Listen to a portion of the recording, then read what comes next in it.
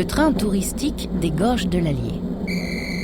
C'est parti pour 67 km au plus près de la rivière Allier, là où aucune route ne passe.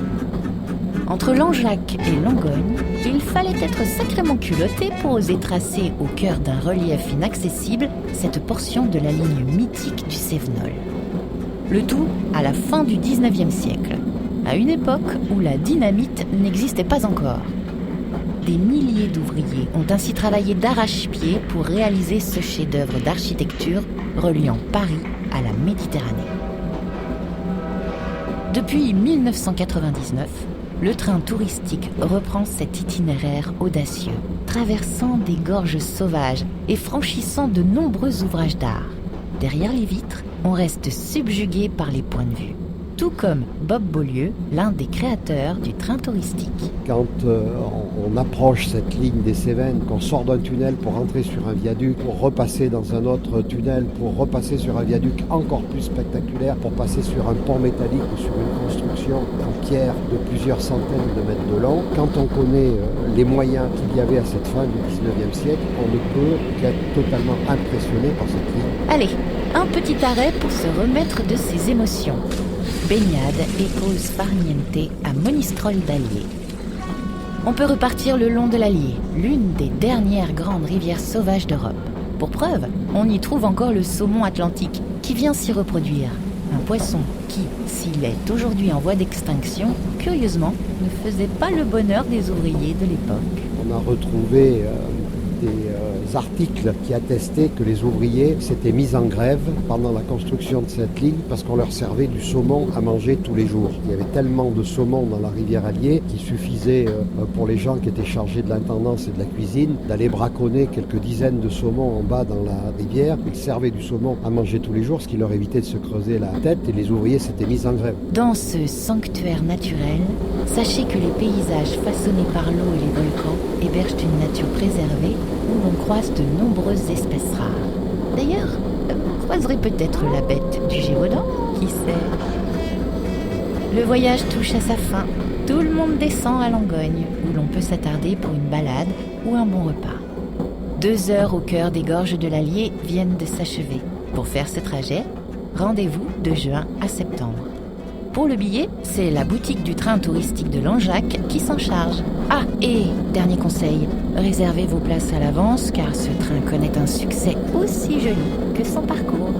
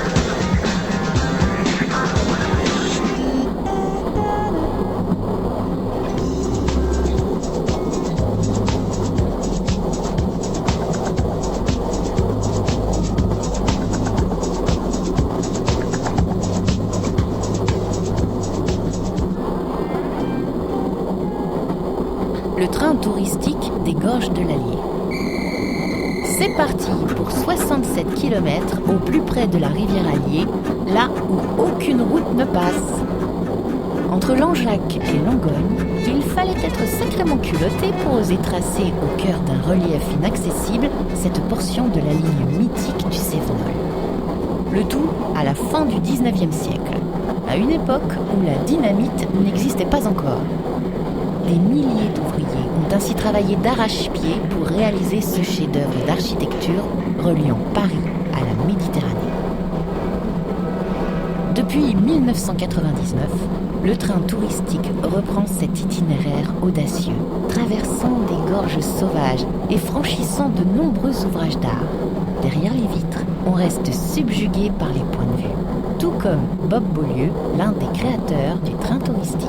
Quand on approche cette ligne des Cévennes, on sort d'un tunnel pour rentrer sur un viaduc, pour repasser dans un autre tunnel, pour repasser sur un viaduc encore plus spectaculaire, pour passer sur un pont métallique ou sur une construction en pierre de plusieurs centaines de mètres de long. Quand on connaît les moyens qu'il y avait à cette fin du 19e siècle, on ne peut qu'être totalement impressionné par cette ligne. Allez, un petit arrêt pour se remettre de ses émotions. Baignade et pause farniente à Monistrol d'Allier. On peut repartir le long de l'Allier, l'une des dernières grandes rivières sauvages d'Europe. Pour preuve, on y trouve encore le saumon atlantique qui vient s'y reproduire. Un poisson qui, s'il est aujourd'hui en voie d'extinction, curieusement, ne faisait pas le bonheur des ouvriers de l'époque. On a retrouvé des articles qui attestaient que les ouvriers s'étaient mis en grève pendant la construction de cette ligne parce qu'on leur servait du saumon à manger tous les jours. Il y avait tellement de saumon dans la rivière Allier qu'il suffisait pour les gens qui étaient chargés de l'intendance et de la cuisine d'aller braconner quelques dizaines de saumons en bas dans la rivière. Ils servaient du saumon à manger tous les jours, ce qui leur évitait de se creuser la tête, et les ouvriers s'étaient mis en grève. Dans ce sanctuaire naturel, sachez que les paysages façonnés par l'eau et les volcans hébergent une nature préservée où l'on croise de nombreuses espèces rares. D'ailleurs, vous croiserez peut-être la bête du Gévaudan, qui sait. Le voyage touche à sa fin. Tout le monde descend à Langogne, où l'on peut s'attarder pour une balade ou un bon repas. 2 heures au cœur des gorges de l'Allier viennent de s'achever. Pour faire ce trajet, rendez-vous de juin à septembre. Pour le billet, c'est la boutique du train touristique de Langeac qui s'en charge. Ah, et dernier conseil, réservez vos places à l'avance car ce train connaît un succès aussi joli que son parcours.